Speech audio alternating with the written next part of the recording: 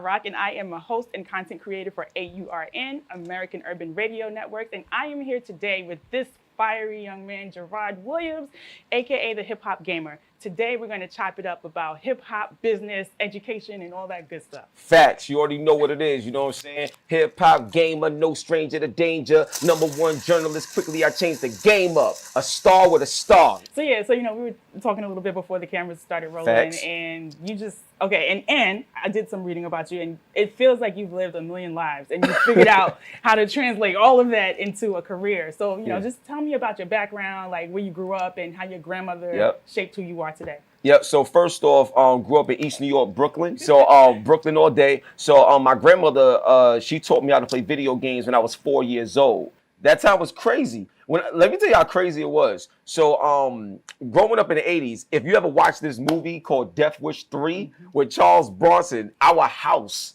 is in that movie where the grandmother got robbed. But our house is in the movie. That's how you know. Right. That's all you need to know. Like, you know what I'm saying? Like, that's all you need to know right there. So it was crazy. So, but with my grandmother, she was so amazing because she utilized gaming as a tool to keep me off the street, but she also mainly used it as a tool to teach me about life. So when I'm playing all these games, you know what I'm saying? Like, you got different levels and objectives and things that you got to try to accomplish. So she was saying life is the same way. You're going to be met with a lot of challenges. You know what I'm saying? There's going to be a lot of obstacles, and you're going to have to achieve what you want out of life. If you apply your passion to life the same way you have your passion for these games, you will find your purpose and you will be successful in your life. And at the time, it's just words. Right. But growing up, it stuck with me, and I'm living proof of exactly what she taught me and instilled in me. So I'm so thankful, to my grandma, and that's why I got my grandma right there, you know what I'm saying, on my belt, man. She's my champion, and, through what she taught me, it allowed me to eventually become the GOAT of the game. As I am today. You talked a little bit about the hip hop element. Yeah. Got to be a good rapper because you had a record deal, right? That you turned down? Yeah, so I was offered a record deal and I turned it down. So it was a group, it was called HLC at the time, which was called Hard Living Criminals, right? So me, my brother, my cousins and everything like that. And we had an opportunity to do a deal like with MC Shan, and there was also another deal with this gentleman by the name of Tim Olfey or somebody like that. He did the Juice soundtrack with Tupac back in the day, a long time ago. But the thing is, it didn't feel right. Like, you know how they talk about like a lot of the weird things that go on in the music industry? Like, they ain't lying. I believe it. Like, there's some things in the music industry where I'm like, when they talk about selling your soul, like people do it. I was in a singing group as a teenager. It didn't last that long for me. Yeah, it didn't feel right. So, I'm 14 at the time, and I'm like, I ain't doing this. Like, this person wanted 20%. They rushing. We ain't got no lawyers. Everybody is like, it was just not right. It almost felt like being bullied. Like, it was crazy. So, turn it down. If I'm not mistaken, you've curated music for video games. Talk about that. Yeah, so I'm actually a character in Watch Dogs 2, and my boy DNA, y'all already know, DNA is one of the top battle rappers ever. Like, you know what I'm saying? I got him on the song with me, and then also Twisted Metal. I did a theme song for that. You figured out your business, and you said earlier before we started filming that you always knew that there was money in the gaming. Yeah. Talk about that. Well, I wanted all the games and I couldn't get them. So somebody making some type of money, like just keep it a buck. Somebody getting it. So what happened is, from a business standpoint, E3, that's the Super Bowl of the game industry.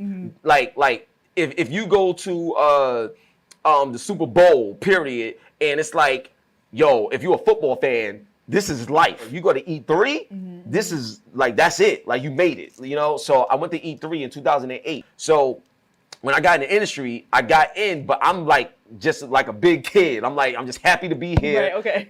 My first time ever in LA, when I started to understand that I needed to learn the business, it came through racism. Okay. So I was met with a lot of racism when I first got there. Now, keep in mind, growing up in the hood and just dealing with corporate America and stuff like that, this is like my happy place. You look at me and then you look at everybody else, immediately they like you don't belong here. Right. So I actually had someone that was a fan of mine that liked the work that I was doing, and we was at a party. and 2008. Okay. And then they pull me to the side and be like, yo, I like what you're doing. Like, I think you're dope. At the same time, look at you and look around you. Wow. I'm just trying to be honest with you. Like, you don't belong here, and a lot of people is like complaining. I'm just keeping it real. You know what I'm saying?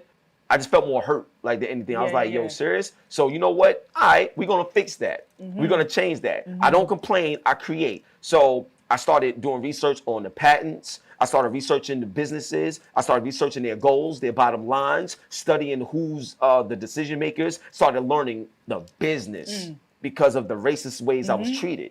Now I understand how it works. And once I understand how it works, one of the examples I can give you is if you look at certain PR firms and you'll see their client database of who they work with. What I did was mimic that format, but I did it through an individual, like through my own voice. So when you see me, then you see Logitech, then you see AMD, you see AURN, you see Hot 97, you see Furia Esports, like you got on my chain. So I started to duplicate what they did as a business. Right. I did it through myself independently. Wow. And became more valuable because a lot of these companies, they spend money on what I can do. So what I did was double and triple dip on how the market values the business model and became the result of what they invest in. People from the hood are some of the smartest, most craftiest people on the planet. Absolutely. And you're proof of that. Absolutely. I'm proof of that, Absolutely. Wow, that's amazing. And you're able to, I mean, it's crazy. I mean, I definitely can understand how people probably acted towards you, but it's crazy how now there's like this push for like, be authentic, be yourself, be yourself. Now people are gravitating toward that. But at the end of the day, there's a whole group of people that you speak for, that you represent, right? Like, I'm sure that the kids that you encounter probably see themselves in you more than some of the other people because of who you can reach, right? Like, absolutely. Oh, that's clear. Yeah, so like talk about that, like the education component and how you're kind of building a bridge between maybe underserved kids and the actual gaming world. Yeah, absolutely. So I want to give a big shout out to Logitech G. My man Ujesh, Peter, shout out to them. So what happened is back in 2017, right? My boy Ujesh, he's one of the high-level executives over at Logitech, right? And what happened is his daughters would go online and immediately, you know what I'm saying, be met with a whole bunch of racism, negative stuff and everything like that. And he was like, what are we doing that really matters? Like at the end of the day, like, so when he brought that idea to me in terms of we need to do something more community driven, I met up with my man Tavon Skinner, and we was able to put together what you see here, gaming and guidance and stuff like that. With gaming and guidance, and this in particular was very powerful. Shout out to PSIS 138. So we did assembly. Gaming and guidance is a monthly assembly that we do where we have esports in the beginning, then we have a panel discussion, but we let the kids have their voice. So they tell us how they feel. So it's not like we're talking to them, they talking to us. And then we provide the guidance. And then after that, we have the final battle, we capture it, get the testimonials, and then we out.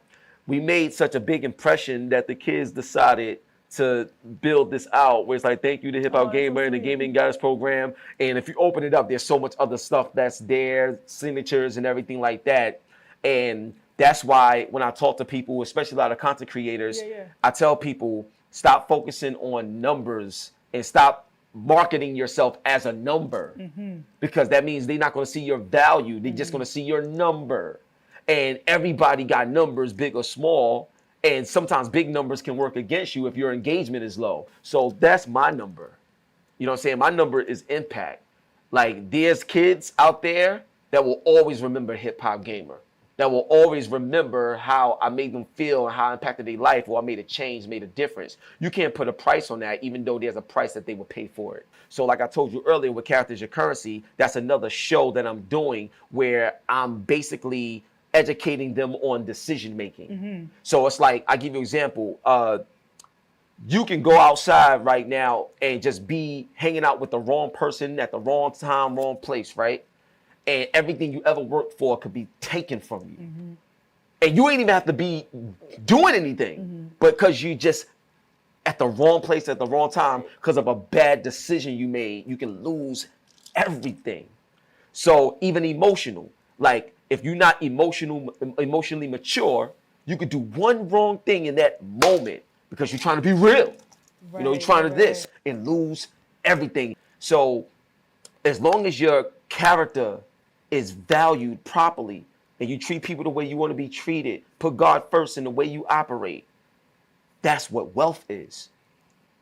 I understand the game now. You know what I'm saying? Wealth, that's what it really is. So because of that, we have a esports and gaming studio being built in different schools. The first school, shout out to Vista Academy, East New York. Feels so great to come back to East New York. And my first school was there. You know what I'm saying? Yeah, 350 Linwood Street. We got the esports center being built there. Official HipHopGamer Studios, powered by Logitech, AMD, Furia Esports, and everything. They're gonna have the top of the line equipment, so now there's no excuse.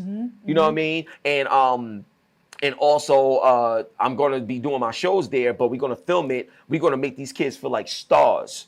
You know what I'm saying? And hold them accountable to being great for the next generation. This is so dope. This is a message to parents out there too, who might still feel like video games are just a hobby. It's not just a hobby. Encourage that.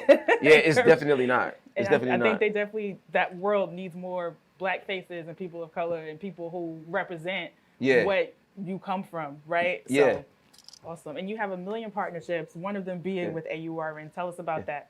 Yo, that joint is fire. Are you kidding me? Yo, this joint is incredible because it's historic. So it's the first of its kind. So one of the dope things, yo, real talk, a lot of people was like, why would you put gaming content on the radio? Like, we want to play games, we want to see it. Like, we don't want to hear it. Like, what? I'm like, you don't pay attention to the world around you, do you? I love football. I want to watch football, but they talk about it on radio all day. They talk about basketball all day.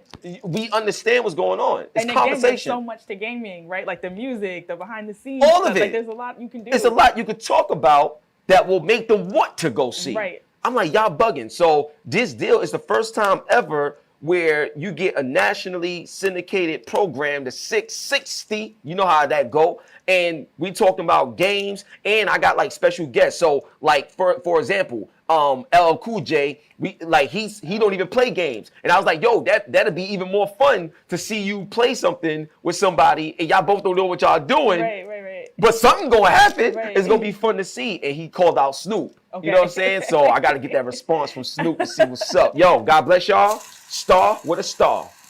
Let's get it, baby.